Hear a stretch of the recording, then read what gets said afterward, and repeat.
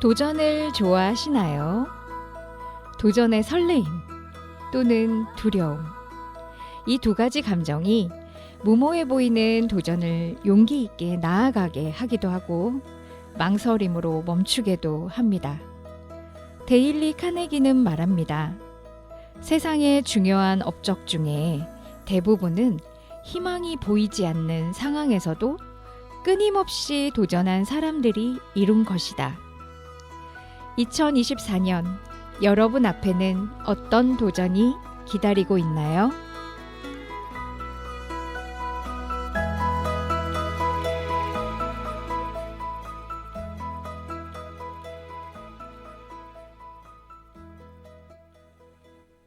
안녕하세요. 별별미술관이 활짝 열렸습니다. 봄 그림 DJ 성선아입니다. 도전이란 정면으로 맞서 싸우다 라는 사전적 의미가 있습니다.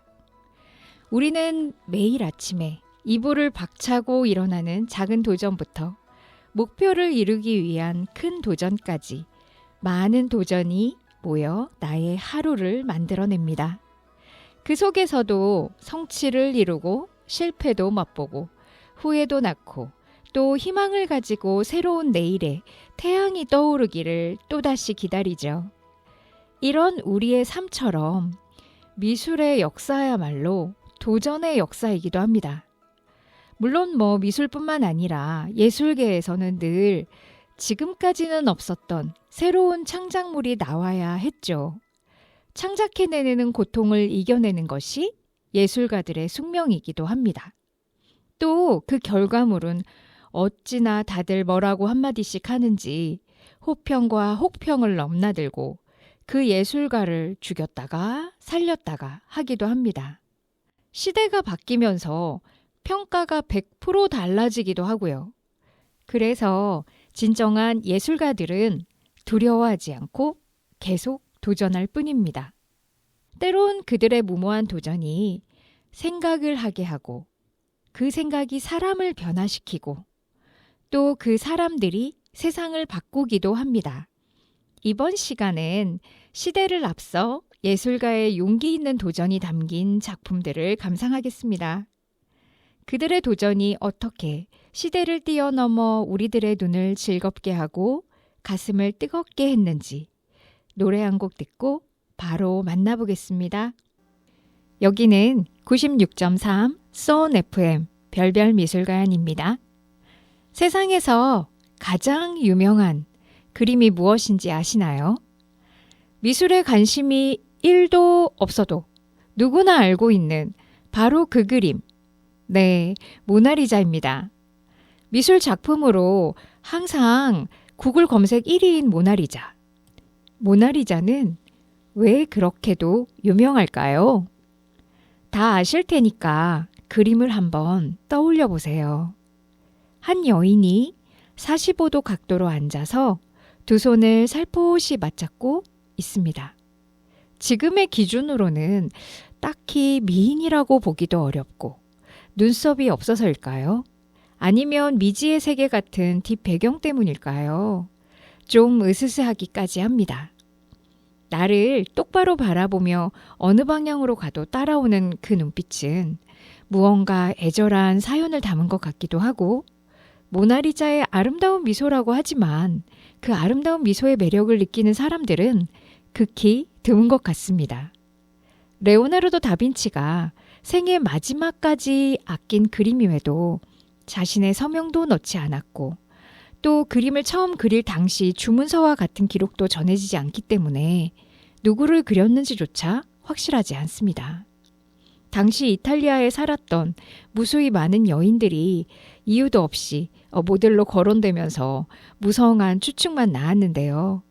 심지어 어떤 학자들은 레오나르도 다빈치의 얼굴을 매칭시키면 골격이 똑같다는 주장을 하면서 레오나르도 다빈치 자신의 얼굴을 그린 거다 이런 이야기도 하죠. 하필 눈썹이 지워졌는지 없어졌는지 정확하게 알 수 없는 상황에서 예전에 조르조 바사리의 책에는 예쁘게 눈썹이 그려져 있는 걸로 기록에 남아있다 보니까 여러 가지 미스테리를 더 남기게 된 그림이죠. 1911년에 도난을 당해서 더 유명세를 타기도 했고 아마 오늘도 프랑스 파리 루브르 박물관에는 이 모나리자라는 작품을 보기 위해 전 세계에서 관람온 수많은 사람들과 그들의 지갑을 노리는 소매치기들이 한데 어우러져서 빼곡히 줄을 서 있을 겁니다. 근데요, 여러분이 보시기엔 어떤가요? 정말 모나리자는 명작일까요? 저는 최고의 명작이 맞다고 생각을 합니다. 유명세를 떠나서 모나리자 작품을 여러 번 볼 기회가 있었고 그 모나리자의 미소에 눈물이 나올 만큼 큰 감동을 받았기 때문입니다. 그리고 모나리자라는 한 작품을 그토록 오랫동안 품고 사랑하고 그 작품 안에 자신의 모든 것을 담아낸 레오나르도 다빈치의 영혼이 고스란히 보였기 때문이기도 해요. 레오나르도 다빈치에 대해 좀 더 관심을 가지게 되면서 모나리자는 사적으로도 인류의 발전과 도전을 담은 미술의 역사 속에서 가장 위대한 작품이 맞다라는 생각을 늘 하곤 했습니다. 레오나르도 다빈치가 태어난 유럽의 그때는 아직 중세의 시간이었습니다. 기독교가 모든 삶의 영역의 중심에 있었기 때문에 종교를 통해야만 되었던 시절이었습니다.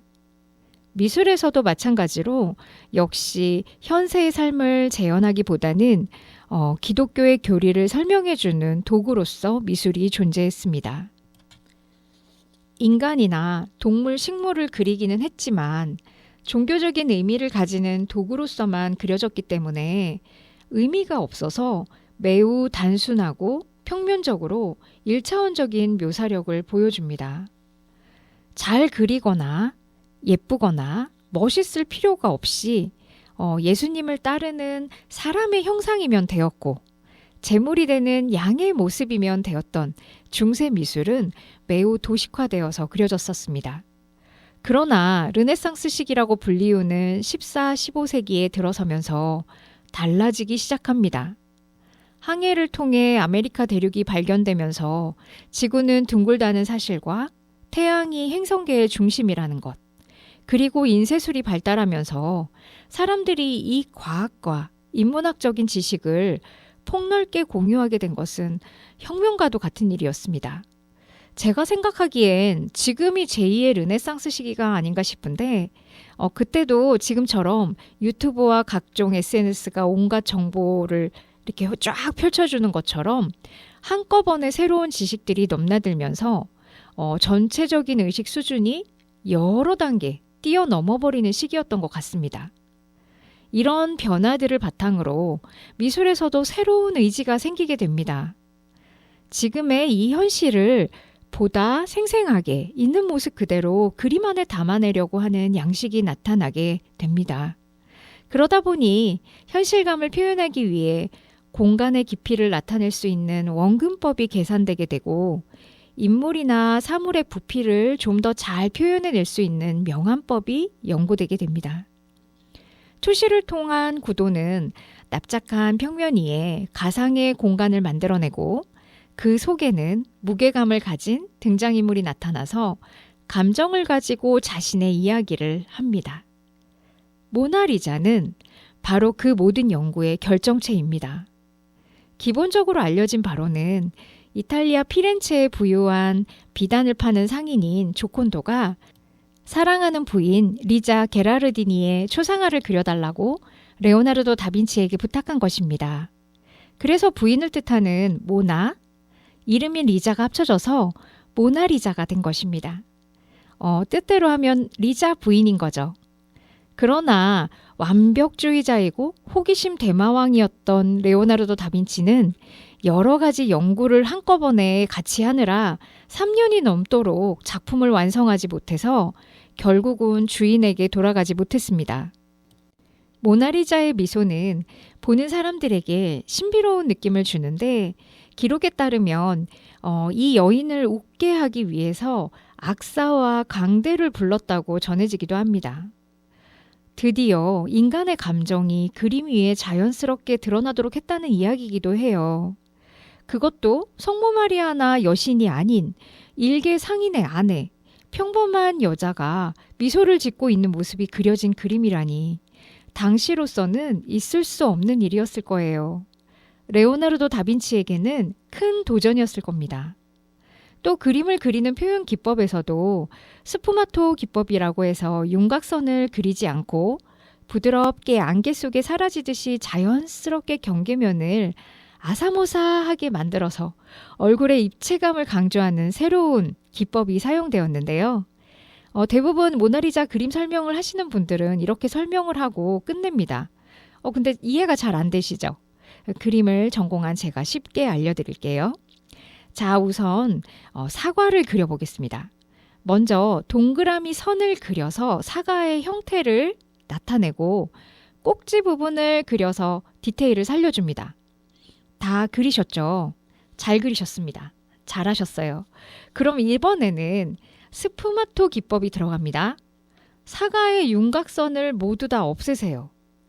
덩어리 감만으로 사과를 만들어 보겠습니다. 어떻게 해야 할까요? 멘붕이 오신 건 아니죠? 당시에도 이 기법은 생소한 것이었습니다. 이렇게 그리기 위해서는요, 덩어리, 즉 사람의 얼굴이라면 들어가고 나온 근육들의 움직임을 정확하게 알고 있어야 했습니다. 레오나르도 다빈치는 거의 열정과 집념으로 30구 이상의 해부를 했다고 해요. 인체의 뼈와 근육의 구조에 대해서 끊임없이 탐구하고 기록합니다. 당시 해부는 금지된 일이었는데다가 제대로 된 약품 처리도 할 수 없는 그 옛날. 어두운 밤에 초 하나 들고 몰래 들어가서 시체들이 부패되어가는 냄새를 맡아가며 하나하나 관찰해서 결국 해부학의 기초를 보여줍니다. 레오나르도 다빈치는 모나리자를 그릴 때 구강 구조와 치아에 대해서 연구를 했습니다. 그림을 보시면 이마, 강대와 턱, 그리고 목젖의 그 근육들이 방금 침을 꼴깍 넘긴 것처럼 약간 음영으로 자연스럽게 굴곡을 이루고 있고, 그걸 가만히 보다 보면 마치 피부가 살아서 움직이는 거 아닐까 하는 느낌처럼 살과 근육이 만져질 듯 느껴집니다. 눈꼬리와 입꼬리 또한 근육의 움직임을 정확하게 알고 명암으로 부드럽게 살처럼 표현한 이 스푸마토 기법으로 묘사를 해서 더욱 살아있는 듯한 인체의 신비로운 느낌을 주고 있습니다. 레오나르도 다빈치의 인체 연구에 대한 결과물로 모나리자의 미소가 탄생이 되었고 세상에서 가장 유명한 미소가 되었습니다. 기존의 인물 그림에서는 볼 수 없었던 것들이 모나리자 안에서는 살아서 움직였으니까요. 실제 근육의 입체감과 감정의 표현까지 뿐만 아니라 인물의 전체적인 그 삼각형의 안정적인 구도와 그 안에서 황금 비율이 적절하게 계산되어서 그려지고 배경 속 지평선도 서로 다르게 위치함으로써 모나리자를 더욱 입체감 있게 보이도록 만들고 있습니다. 동시대의 다른 화가들도 앞다투어 이 기법을 따라한 것으로 보아서 스푸마토 기법이 당시 미술가들에게도 대단히 획기적이고 혁신적이었음을 알 수 있습니다. 레오나르도 다빈치의 영향은 이후 화가들에게는 더 어마어마한 것이었습니다. 레오나르도 다빈치의 열정과 도전이 르네상스 미술을 화려하게 꽃피우게 했고, 미술사에서 보면 실제처럼 그릴 수 있게 하는 표현, 이런 기법이라는 것을 발전하게 만들었습니다. 어찌 보면 화면 속에 진짜 같은 가상 현실을 구현해내고 컴퓨터 그래픽까지 만들어낸 이 모든 것들의 시작점이 되었다고 생각해 볼 수도 있습니다. 레오나르도 다빈치 만세! 이제부턴 또 전혀 다른 도전이 시작됩니다. 실제와 똑같이 잘 그려야 하는 미술에서 누가 뭐라건 내 맘대로 그리는 현대 미술의 시작점인 그 흥미진진한 이야기 속으로 들어가 보겠습니다. 프랑스 화가 앙리 마티스의 모자를 쓴 여인이라는 당시 충격을 던져준 작품입니다. 15세기에 레오나르도 다빈치가 20세기 마티스의 모자를 쓴 여인을 만난다면 정말 깜짝 놀랄 거예요. 아마도 레오나르도 다빈치는 당연히 이렇게 생각할 겁니다. 분명 물감통을 엎었던 거로군 하고 말했을 겁니다. 모자를 쓴 여인은 제목 그대로 화려한 모자를 쓴 여인이 살짝 돌아앉아 있는 상반신 초상화입니다. 당시 모자 가게를 했던 마티스의 부인이 실제 모델이 되었죠. 어느 날 마티스는 부인에게 이렇게 말했어요. 당신의 가게에 있는 크고 화려한 모자를 쓰고 나의 초상화의 모델이 되어주시오. 부인 아멜리는 잠시 후 꽃으로 장식된 화려한 큰 모자를 머리에 쓰고 가장 예쁜 접이식 부채를 손에 들고 거울을 보며 엄청 기대하고 설레했습니다. 다른 화가들의 그림 속에 사랑받는 여인들처럼 자기도 기품 있고 아름다운 여인으로 남편 마티스가 그려줄 희망에 한껏 부풀었겠죠. 그림 모델은 한 자세를 유지하며 가만히 앉아 있어야 되지만 그 그림이 어떻게 나올까 기대하면서 예쁘게 잘 그려주면 좋겠다라는 마음 하나로 힘들어도 꾹 참고 그림이 완성되기만을 기다렸습니다. 짠! 그렇게 그림 그리기가 며칠째 드디어 완성이 되었습니다. 부인 아멜리는 기대감에 차서 설레이는 마음으로 그림을 보게 됩니다. 근데 순간 너무나도 놀라고 당황하게 됩니다. 이게 진짜 나예요? 물었을 거예요. 왜냐하면 그림 속 여인은 여러 가지 색깔들이 정신없이 거칠게 마구마구 칠해져 있었기 때문입니다. 사실 마티스 부인은 그리 미인은 아니었지만 누가 봐도 단정하고 기품이 있었습니다. 그러나 그림 속 여인은 정체불명의 물감 덩어리였다고나 할까요? 원래 검은 머리는 빨갛게 변색이 되었고 마땅히 살구색으로 칠해져야 할 얼굴은 아프리카 원주민들이 축제날 분장한 것처럼 녹색의 이마와 코, 얼룩덜룩한 하늘색 피부, 연보라와 노랑 등으로 뒤범벅해 놓아서 그림을 본 순간 표정 관리도 못하고 어쩔 줄 몰라 했다고 합니다. 대체 어떻게 보아야 한단 말입니까? 정말이지 이 외계인 같은 얼굴 색깔은 제가 부인이라면 기가 막혀서 정말 울지 않았을까 싶은데요. 여러분 같으면 그 순간 어떤 액션을 취하셨을까요? 부인의 실망한 얼굴을 보고 마티스는 이렇게 말했습니다. 이건 당신이 아니오. 그냥 그림일 뿐이오. 실제로도 마티스의 부인이 끔찍히 싫어했던 자신의 초상화, 모자를 쓴 여인이 이렇게 탄생된 것입니다. 이 작품은 마티스가 인상파 선배 화가들의 영향을 받아서 그린 20세기 최초의 예술 운동이 되는 야수주의의 시작을 알린 작품이 됩니다. 마티스는 왜 이렇게 그렸을까요? 당시에 부인이 미워서 골탕 먹이려고 이렇게 그렸을까요? 아니겠죠. 마티스는 그림을 그리면서 어느 순간부터 의문이 들었습니다. 왜 빨강색은 사과를 칠하기 위해서 있어야 해? 왜 노란색은 병아리를 칠하기 위해서 있어야 해? 나는 그녀의 얼굴에 청량감을 느껴. 하늘색을 칠하고 싶어. 그리고 그녀의 강단이 느껴지는 코에는 초록색을 칠하겠어.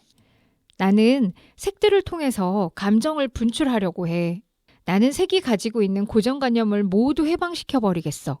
팔레트 위에 순서대로 얌전히 짜여있는 모든 색들을 독립시킬 거야. 앞으로는 색이 가지는 느낌을 살려서 자유롭게 그림을 그릴 거야. 이렇게 결심하게 됩니다. 일반적인 그림이라고 하면 자연 풍경이나 인물이나 정물을 그릴 때 전통적인 색채 관념과 명암 표현을 가지고 똑같이 그리려고 보다 사실적으로 자세하게 묘사를 해야 하는데 마티스는 정말 새로운 큰 도전을 합니다. 그런데 이렇게 부인조차도 싫어한 그 그림이 당시 어떤 평가를 받았을까요? 결과는 더 참담했죠. 1905년 살롱 도톤전에 출품해서 모자를 쓴 여인이 걸린 전시장에 많은 비평가들이 찾아옵니다. 특히 루이 보셀은 잔뜩 얼굴을 찡그립니다.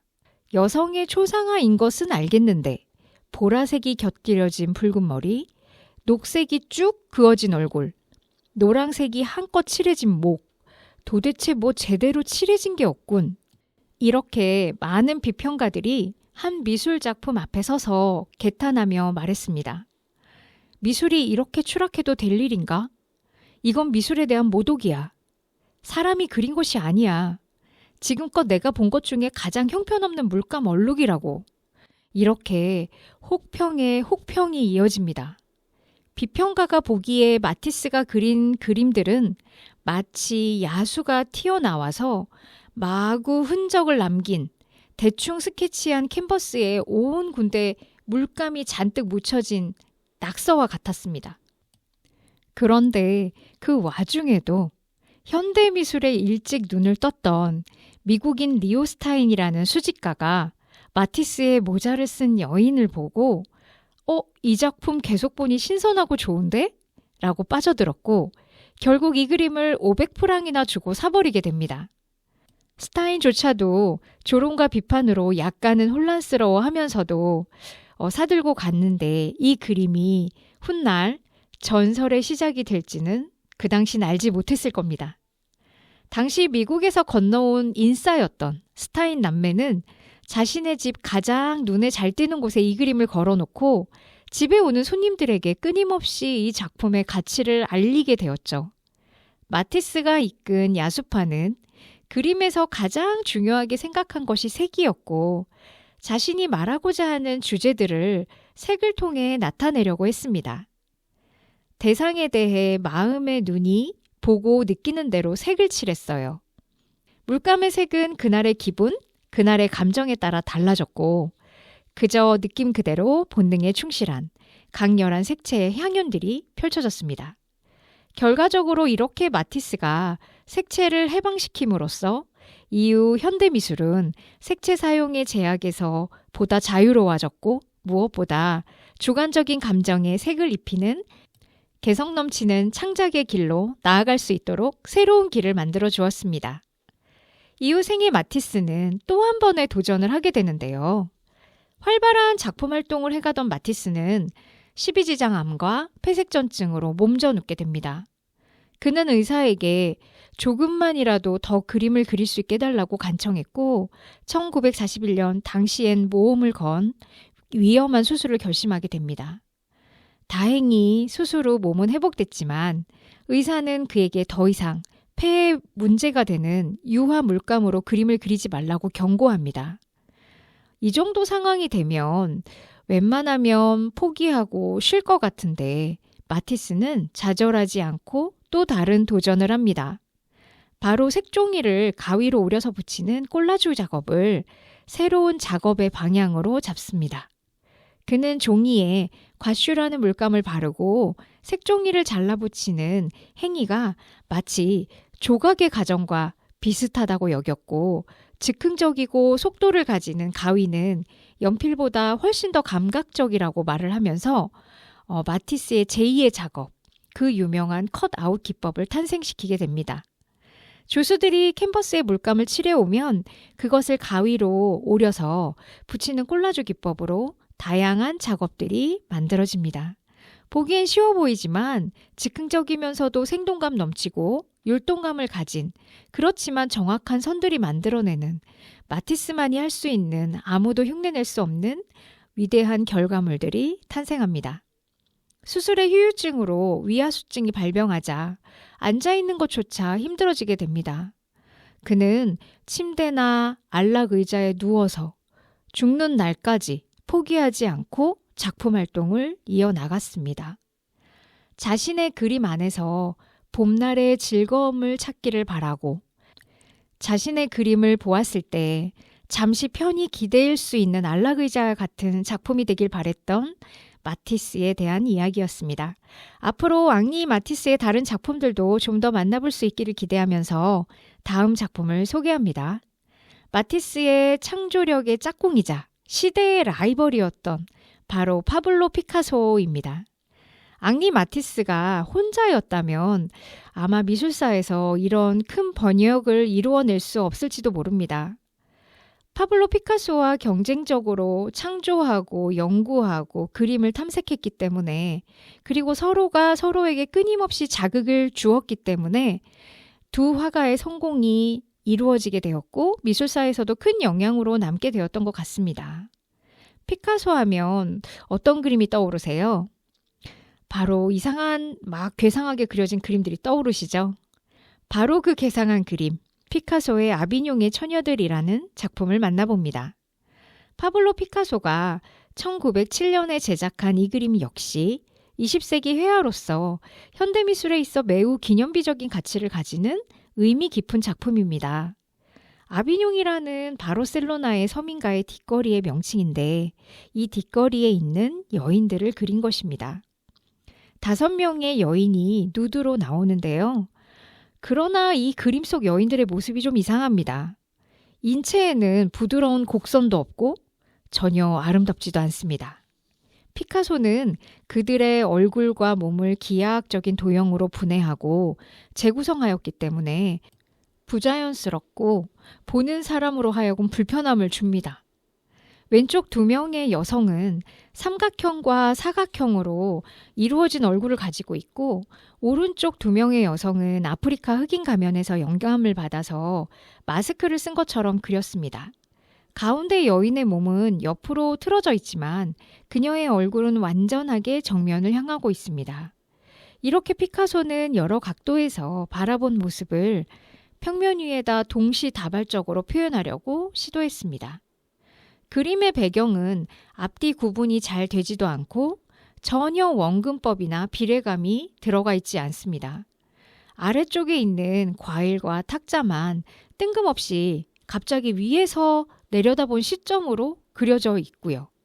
이런 방식으로 피카소는 자연의 그 보여지는 사실적인 모습을 그대로 모방해서 그리기보다는 기존의 이러한 전통적인 그 미술의 기법들을 다 깨버리고 자신의 주관적인 시각을 표현하겠다고 도전장을 내밀게 됩니다. 쉽게 정리하자면 마티스가 그림에서 색을 해방시키고자 했다면 피카소는 형태에 대한 고정관념을 탈피하고자 했습니다. 형태의 파괴와 반전이 매우 거침없이 시도됩니다. 피카소가 그 당시 흠뻑 빠져 있었던 고대 이베리아 반도의 조각과 아프리카의 흑인 조각에서 많은 힌트를 얻었습니다. 그리고 존경하는 화가 폴 세잔에게서 그 큐브 형태로 색면을 쪼개는 채색 방식도 아이디어를 가져오게 됩니다. 피카소의 그림, 반응이 어땠을까요? 피카소의 이런 파격적인 조형적 실험과 도전 역시 정말 친한 동료 화가들에게조차도 비난받고 걱정을 자아내게 했습니다. 피카소조차도 사실 이런 급진적인 시도에 대한 비평이 두려웠는지 오랫동안 자신의 작업실 벽면에 이 그림을 뒤집어 놓았다고 해요. 기다리고 기다리던 피카소는 용기를 내어 미술은 자연의 모방일 뿐이라는 것을 뒤집고 기존의 전통과 규칙에 도전해서 새로운 가능성에 대한 포문을 열게 됩니다. 피카소도 사실 이런 도전이 쉽지만은 않았습니다. 또 아이디어가 생각나서 한 장 달랑 그려가지고 작품을 만들었다고 생각하면 큰 오산입니다. 피카소가 이러한 도전을 하기까지는 자신의 작업에 대한 많은 고민과 다양한 연구를 했고 그 결과로 수백 장의 초안 스케치와 많은 기록들이 아직도 고스란히 남아 있습니다. 스페인에서 태어난 피카소는 4살 때부터 그림의 두각을 나타내기 시작했으며 이미 16살에 스페인의 많은 큰 공모전들의 상을 휩쓸었던 그림을 잘 그리는 영재 중의 영재였습니다. 14살에서 16살 무렵에 피카소가 그린 그림을 보시면 정말 깜짝 놀라실 거예요. 이런 천재 피카소에게는 계속해서 남들과 똑같이 기계적으로 반복해서 그림을 그려내는 것이 아무런 의미가 없었을 겁니다. 어떻게든 자신만의 새로운 세상을, 새로운 미술의 길을 찾아내야 했을 겁니다. 세상을 두려워하지 않고 도전한 결과 이것은 20세기 회화의 혁신을 만들어내었습니다. 이런 피카소의 영향으로 디자인이라든가 많은 응용미술도 생겨난 거죠. 92살까지 쉬지 않고 무서울 정도로 노력하면서도 똘끼가 한 방울 살짝 섞인 천재성을 가진 피카소를 앞으로도 또 간간히 만나보도록 하겠습니다. 도전은 이런 것 같아요. 자신만의 확신, 세상을 뚫고 나갈 만한 용기, 세상이 알아주길 기다리는 것이 아니라 세상이 따라오게끔 하는 것. 한 사람의 확신과 용기가 세상을 바꾸기도 합니다. 여기는 쏜 FM 96.3 재미있는 그림 이야기가 있는 별별 미술관입니다. 우리나라로 와볼까요? 명품 중의 명품, 우리나라 조선시대의 새로운 도전, 진경산수화의 대가 겸재정선의 인왕제색도를 소개합니다. 국보 제216호로 지정되어 있고 그간 엄청난 인파가 몰렸었던 이건희 컬렉션의 대표작이기도 했습니다. 2021년 4월 국가에 기증된 인왕제색도는 겸재정선이 1751년에 그린 수목산수화입니다. 비가 갠 뒤 인왕산 자락의 풍경을 담은 작품이에요. 산수화는 산과 강 등의 자연경관을 소재로 해서 그린 동양회화의 대표 장르입니다. 그림 속에 보이는 인왕산의 모습은 현재 서울 효자동 방면에서 보고 그린 것인데 실제 모습에 매우 충실했음을 알 수 있습니다. 이것 자체가 바로 도전이었습니다. 왜냐고요? 왜냐하면 조선시대 초기부터 계속해서 유행했던 기존 산수화는 중국의 화풍을 그대로 모방해야 했기 때문이에요. 그 관념 산수화로서 형식에만 치우쳐져서 중요성을 매우 강조하던 시절이었습니다. 그런데 겸재정선은 우리나라의 진경산수화를 그린 거예요. 지금 보면 사실 너무나 당연한 이야기인데 그 당시에는 고귀한 선비의 정신이 깃든 관념적 산수를 그리는 것이 마땅하였고 현세의 실제 모습은 본받을 것이 없기에 속된 것이라고 생각했죠. 비교해서 보면 관념산수는 상상 속의 중국 산수를 그린 것이고 진경산수는 실제 우리의 산수를 그린 그림이에요. 관념산수는 추상적인 그림이고 진경산수는 실제 모습을 그렸기 때문에 세밀하게 관찰해서 사실적으로 그린 그림이에요. 관념산수는 그 당시 사대주의로 섬기던 중국의 남하와 북하를 답습한 그림이고 진경산수는 한국의 산천과 문화를 표현한 그림입니다. 예를 들어 안견의 목류도원도는 꿈속에 무릉도원을 찾아가는 관념산수의 대표작이고 정선의 인왕제색도는 진경산수의 대표작이라고 할 수 있습니다. 정선은 중국 남하와 북하를 융합해서 자신만의 독창적인 화법을 더해 개척했고 우리나라의 전국의 명승을 두루 여행하면서 진경산수화를 많이 그렸습니다.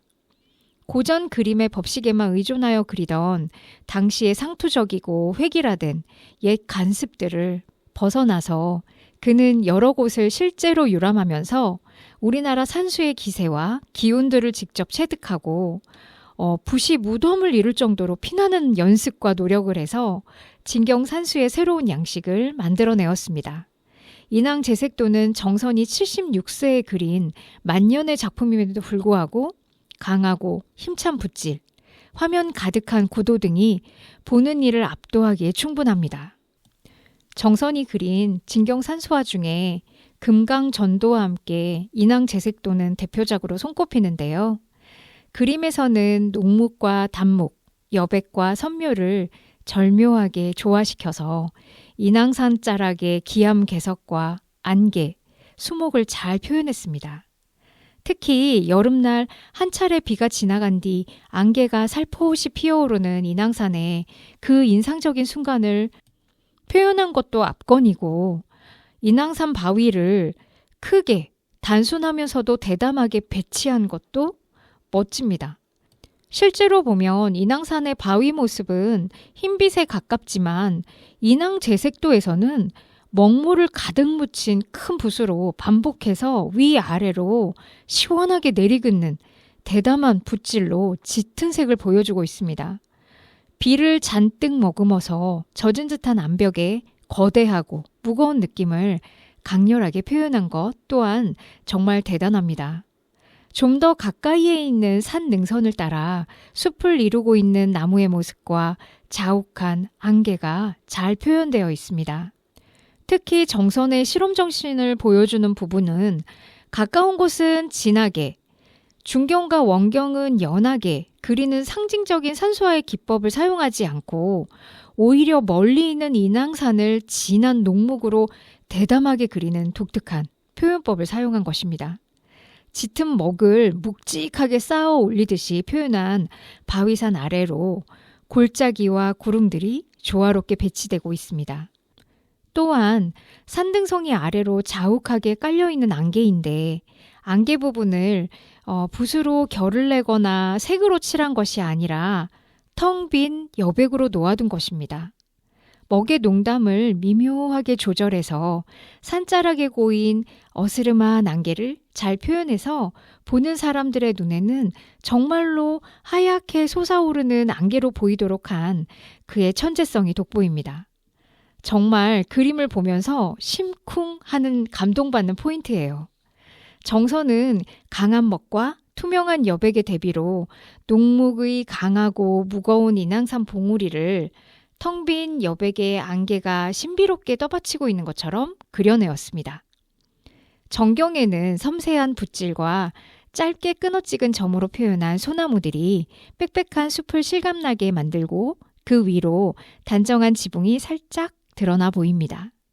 역시나 안개와 능선은 맑고 담백하게, 바위와 수목은 짙게 처리해서 흑백의 대비를 주어서 산의 굴곡을 자연스럽게 표현하고 있습니다. 그림의 시선은 다각적인 구도로 마치 인왕산을 직접 바라보는 듯한 느낌으로 표현해서 실제 풍경 안에 들어와 있는 듯이 역동적인 산세의 구조를 만들어냅니다. 국립중앙박물관에서 분석한 결과 그림에 푸른빛이 도는 것은 먹으로만 표현한 것이고 밑그림도 없이 정선의 붓끝에서 일필휘지로 완성한 작품임을 확인했습니다. 그림 속 앞쪽에 위치한 지붕만 보이는 기와집에 대해서는 여러 가지 해석이 전해지고 있지만 가장 유력한 이야기로는 이병연의 집으로 알려져 있습니다. 당시 정선과 60년 지기로 알려진 그와의 우정은 다른 기록에서도 많이 전해지는데요. 이렇게 서로의 흉금을 털어놓았던 친구 이병연이 팔순을 넘어 병에 걸리자 겸재정선은 친구의 병이 하루빨리 낫기를 발언하는 마음으로 인왕 제색도를 그렸다고 합니다. 당시 승정원 일기 기록에 따르면 긴 장마가 이어지다가 윤 5월 25일 오후가 돼서야 겠다고 적혀 있습니다. 오랫동안 비가 내린 뒤 개인 인왕산의 모습은 바로 친구 이병연이 병을 극복하고 쾌차하기를 발언하는 겸재정선의 간절한 마음이 담긴 그림입니다. 저도 오래전에 인왕제색도를 보았는데요. 처음 보았을 때 그 충격을 잊지 못합니다. 교과서에서만 늘 보았던 그림은 실제로 보았을 땐 전혀 생경한 느낌으로 다가왔고요. 그림이 주는 웅장함, 비장함에 압도당하고 마치 살아서 꿈틀대는 듯한 착시를 경험했습니다. 큰 감동을 받아서 저도 실제 사이즈로 인왕 제색도를 모사하기로 결심하기도 했고 그리고 여러 번 도전했는데 아래쪽에서 집터와 소나무를 그리고 안개를 넘어 골짜기로 따라 들어가면 중반부터 그 길을 잃어버려서 번번이 실패했던 경험이 있습니다. 전혀 복잡한 구도도 아닌데 스케치를 잘 뜨고 그려도 그리다 보면 어느덧 안개 속에서 길을 잃고 헤맸던 신기한 기분이 들었던 적이 있었습니다. 겸재정선의 진경 산수화가 당시 유행한 중국 산수를 모방하는 것을 거부하고 우리나라 풍경을 당당히 그려낸 것도 도전인데 더욱 대단한 것은 그저 실제 풍경만을 그대로 옮기는 것이 아니라 세밀한 묘사를 통해 인왕산 자락의 아름다운 경치를 나타내고 이를 보았을 때의 감동과 정치를 그림 안에 가득 담아내고자 했던 겸재정선의 실험적인 고민과 천재성을 충분히 느낄 수 있는 명작입니다.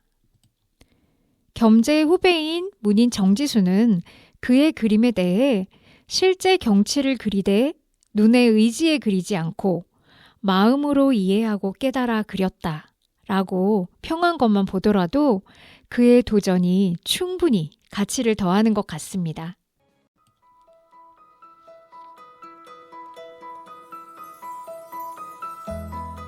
오늘은 도전이라는 주제로 다양한 미술작품을 만나보았습니다. 굳은 신념과 의지로 자신만의 길을 찾아 나선 예술가들에 대해 어떤 생각이 떠오르셨나요? 그들이 용기 내어 보여준 작은 도전이 세상을 움직이고 또 다른 누군가에게 희망의 꽃을 피운다면 그것이 진정 아름다운 예술일 것이라 생각됩니다. 우리의 삶도 그런 것이 아닐까요? 가슴에 확신과 용기를 품은 우리의 작은 도전도 그렇게 될 수 있을 것이라 믿으며 시도하고 또 시도해보는 것은 어떨까요?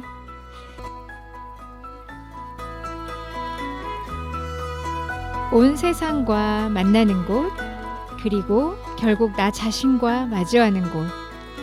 미술관 속 미술관, 지금까지 별별미술관 봉그림 DJ 성선아였습니다.